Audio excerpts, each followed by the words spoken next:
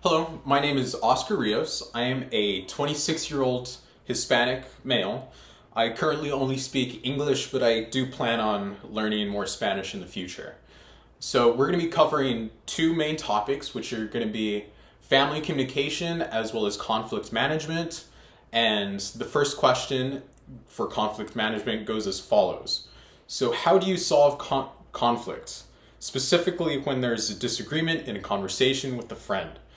So I personally try to stay as neutral as possible on for both sides. So I try to make both parties feel involved and make their problems feel heard. So actually, just last week, two of my close friends they actually got into a physical fight. Both of them did end up getting hurt. It was a pretty wild situation, but I tried my best not to pick a side because they're both my friends. And I wanted to hear both of them out, understand why the conflict happened in the first place and how it became physical, and who initiated the physical interaction. Because, in my personal opinion, I don't believe that's always the right answer, and that is a negative. Um, it shows negative emotions towards your emotional maturity. If you can just stay level-headed and reason with each other, it shouldn't ever get physical. And that's something that really bothered me because it was definitely not a reason why I should ever get physical. It's just that a lot of times between younger guys, it goes to that a lot of time, especially when alcohol's involved. But more on my side of the story. So I try to be reasonable and see exactly where they're both coming from, but without trying to force them to forgive each other, because I think that should come from themselves, and maybe they're not ready to forgive each other or whatever, you know. And something else that I have to consider is that they may truly never reach peace, which is okay. You know, they don't have to kiss and make up and become friends again, and it's not my place to judge either side. So with that being said, I try to stay as neutral as possible, but I also think that could backfire in the future for me. And what I mean by that is I might lose both friendships, and one of them might say, well, you should pick my side because XYZ, or the other one might say, I'm right because XYZ, and if I don't pick a side, then I might be left out on the road to, you know, not have either of them. But I'll make peace with that in myself eventually. So let's move on to question two. So how do you make sure a small problem doesn't turn into a bigger conflict? I think trying to bring things up early, before it snowballs into bigger problems is something that is not always easy, but it prevents things from turning into bigger issues. So if you're able to confront whatever problem it is and hit it straight on and deal with it initially, then it can bring a lot of resolution sooner than having to let it fester, build up, and it can get worse in the future. So I like to keep my tone calm, say, hey, this issue bothers me, or if it bothers my friends, want to talk to you about it, let's find a resolution, let's compromise before it festers and you have this internal turmoil like that doesn't ever get resolved. And that's something that I've found through my years of adulthood now is a lot of things can just get sat there and people don't confront it, and then friendships fizzle out, and that's just not good either. So being upfront is very important to me. And listening is another thing. So listening is a big role in that. So listening to their problems, making them feel heard, and not always giving a solution right away, but rather understanding where they're coming from. And yeah, I think that's really important. So let's just move on a little bit to the next question, which is, let me find it here. So how would I describe my role in my family communication dynamic. So in my family, I actually think that I'm a big voice of reason. So just to give you some background, my mom and dad divorced when I was 2 or 3. So I don't ever really remember a time when they were ever together. So throughout my childhood, they've always been separated, but it's always been a good dynamic between my parents. And my mom married my stepdad when I was only 5 years old, so he's basically raised me as a dad as well.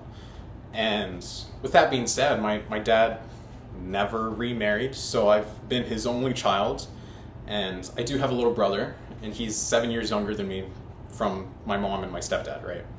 So with that being said, I think I'm the voice of reason in my family because I am the eldest, and a lot of my cousins are 15 years older than me, and I'm like their little cousin. So I'm the little cousin of most of my family, but I'm also the eldest of my immediate family. And I communicate the most with my mom. I communicate the most with my dad. We seek each other's advice. They come to me a lot. I go to them a lot. But as far as like the relationship that I have with my stepdad, it's more through actions. And he's been wonderful, but we don't ever call on the phone. We're big on texting. We'll text every day, all the time. He'll check in on me. I'll check in on him. We'll talk about whatever's in the news, and we'll connect through that. But it's not necessarily like we're seeking guidance from each other. It's more through love of action, and I definitely think that's our love language, which is like acts of service. And he always helps me whenever I need help, rather than seeking guidance. As for my younger brother, he's just turned 19. His birthday was yesterday, and we're really close. So we're our only brothers to each other, and I haven't lived with him since I was 18, and he was 12. So I moved away to college, and I went to New Mexico after, and now I'm back here in Huntsville. But now that we're a little bit older, I think we both have realized how important that connection with each other has been. And he comes to me for more grown-up advice, I think, advice for people in the workplace, and I think both of us seek advice as far as like girls. I will go to him more often than he has ever come to me for dating advice, which I think is crazy. But he is just, I think he's better than I ever was when I was 19. He's got this long-term girlfriend. Him and the family are great. They're really respectful to each other, and I've learned a lot from him, seeing him mature in that way, and I respect him a lot for it. As far as my extended family, we're spread out throughout Texas, New Mexico, and Colorado, and but we stay constantly in touch. We have family reunions. We're always traveling back and forth. They'll come to Texas. I'll go to Colorado, and every year or so is when we get to really connect and catch each other up on what's going on in life. My cousins are having children now, which I think is just as crazy because they're younger than me. So it's exciting to see my family grow and flourish throughout the country. So question 2 on family communication is, who do you communicate most with your family and why? Which I think I touched on that a little bit, which would be my mom and my dad. I'm my mom's firstborn. I'm the eldest, so I've always been her little helper. That's what she calls me. I'm her little helper. I go with her shopping. I give her advice on technology.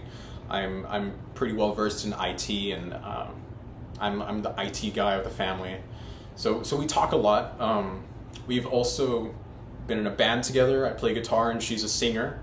So throughout COVID and the years prior to that, we grew up playing music together, and it's been a lot of fun. And I think that really helped us create that bond of similar interest in the hobby, and playing with her on stage is it's one of a kind. It's a lot of fun. But as I've gotten older and we've both pursued our careers, little bit more heavily, and I'm back in school now, it takes a lot more intention to stay in touch with them, especially since we get caught up in our lives a lot. We're very busy people. I think we all are. And that connection is more intentional. So as a kid, I was just la-di-da, going through life, having this friend come over, having this friend come over. But as we've all grown up and have taken on more responsibilities, I think keeping family connection is very important, therefore becomes intentional.